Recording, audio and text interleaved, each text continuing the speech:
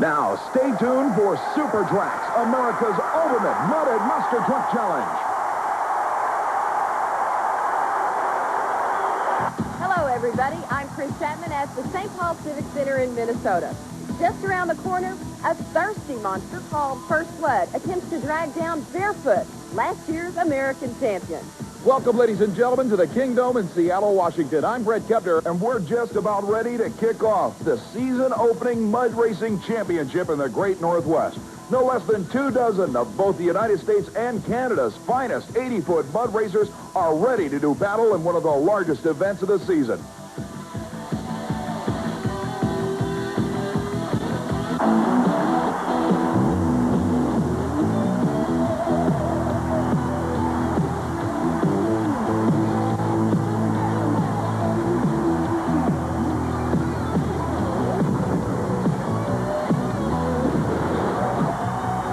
The United States Hot Rod Association presents the ultimate from the wide world of motorsports, Super Trax.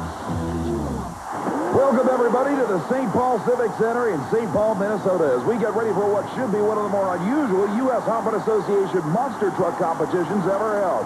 It'll be double elimination and side-by-side qualifying. Kid Rarig in the Thunder Chicken Chevy in the near lane takes on the Minnesota home state favorite, Jim Thomas and the barely tame Ford. They leave the line side-by-side in qualifying on a 150-foot straight-line course. It'll be Rarig at 5.03 seconds in the yellow Chevrolet. But the Minnesota Ford will take the pole as we see the replay at 4.66 seconds.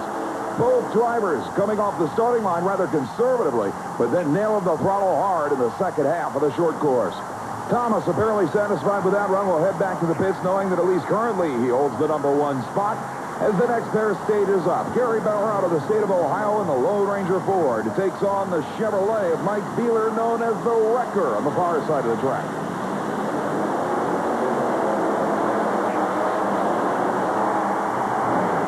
Bauer takes a rough landing, but it looks like the Wrecker got to the finish line first, the elapsed time for the Lone Ranger. 5 seconds flat, 4.19 seconds in the far lane for Beeler's Wrecker. You can see Beeler gets a whole shot almost immediately and puts a solid truck length on the Ohio Ford at the finish line. The mark to beat still remains 4.19 seconds by Mike Beeler as the next pair pulls up. Larry Tour's Hercules Chevrolet in the near lane and Minnesota's Doug Spanier on the far side. Tour's heavyweight Hercules actually gave the Master of Disaster a decent run for its money, as we see again. Spanier leads the line well, but the heavyweight from Pennsylvania right with him in the near lane. Hercules at 4.46 seconds will take the #3 spot. 4.34 for the Master of Disaster gives hometown favorite Spanier the #2 position. Right now, it's time for the crunch of the week. It was in Kalamazoo, Michigan that Rob Lithgow, the USA-1, took on Dave Morris in the equalizer.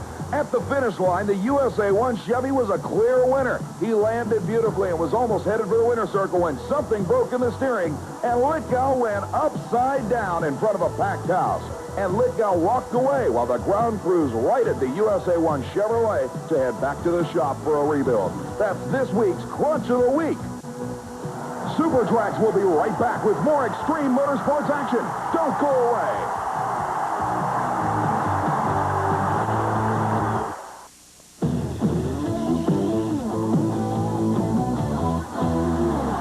One of the largest fields of U.S. Hot Rod Association monster truck competitors ever assembled is ready to continue qualifying here in St. Paul, Minnesota, with the defending U.S. Hot Rod Association world champion barefoot with Todd Blazier behind the wheel of the far lane, moving up against Mr. Twister, Dave Stasic, leading the line. A little bit of death smoke from the rear-engine Twister Ford. But in the far lane, it was the barefoot Chevrolet getting to the finish line first as Blazier actually puts the truck sideways in the shutdown area. Take a look at the replay of the Big Blue Chevrolet. The mark to beat is 4.19 seconds. Blazier takes a bad hop, loses parts on the landing, and runs 4.57 seconds. The Twister at 4.66 seconds in an incredibly close race. Right now, Kris Chapman has Rob Fuchs down on the floor. Trying to declaw barefoot will be driver Rob Fuchs in his Big Red Monster, First Blood. First Flood has the noteworthy distinction of being the first rubber-tired truck to beat Bigfoot's Fast Trax tank. Fuchs at 29 gave up a very lucrative career to become a monster truck driver, and Rob's joining us right now to explain what was it you were into prior to getting into this business. I was a manufacturing engineer. Now, I would think, with what little knowledge I have of that profession, that it would probably pay a little bit better than this stuff. Yeah, but I figure all the bills for this, it's probably about the same. But this is working for myself. I just, prefer doing that. Why did you choose monster trucks as your chosen profession in life? I've always had big street trucks ever since I really had a driver's license, and the bumper law heights just got out of control, and it was to the point where I got arrested every time, or a ticket every time I pulled out of my driveway. Tell me about that truck. Your crew member was telling me that you used to really turn some heads out on the just normal highways in this vehicle. Oh, yeah, it had front and rear steering just like the monster truck does now. I used to go on the road sideways, crab walking we call it, and people driving cars would just freak out and go off in the ditch, and it's pretty funny. Rob, what type of strategy do you take to the line monster truck racing? It all depends on the type of course we're running tonight. This is being a straight line with just a little jump in front of the cars. You get over to jump as smooth as you can and then get on the gas as hard as you can and hopefully take the win. You get a little crazy out there. What do you think about your competitors such as Barefoot? You all really had a dogfight last week. Yeah, when Fred and I get together, we usually do. I like when it comes down to Fred and I. We really put on a good show, and neither of us like to lose to each other, so we go all out. Good luck, Rob. Thank you.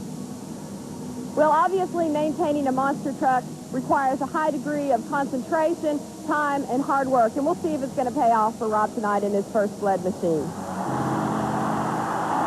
The Bounty Hunter at the near lane of Brian Bellini, a beautiful new entry, takes on the Working Man's Hero. Unsponsored, independent Rob Fuchs from Woodstock, Illinois, in the First Blood Ford. The Bounty Hunter struggling off the starting line, and Fuchs will drive away on a strong effort. The elapsed time for the Bounty Hunter, a disappointing 4.85 seconds, but it was Fuchs who really put one down. The mark to beat was 4.19 seconds, and while the Bounty Hunter had problems, the First Blood Ford records a run of 4.16 seconds for the #1 spot. The competition obviously seems pretty intense here at St. Paul. But don't go away. Coming up, we've got the Super Modified Mud Racing Championships from Seattle, Washington, as well as more monster truck action from right here in St. Paul, Minnesota. Stay with us.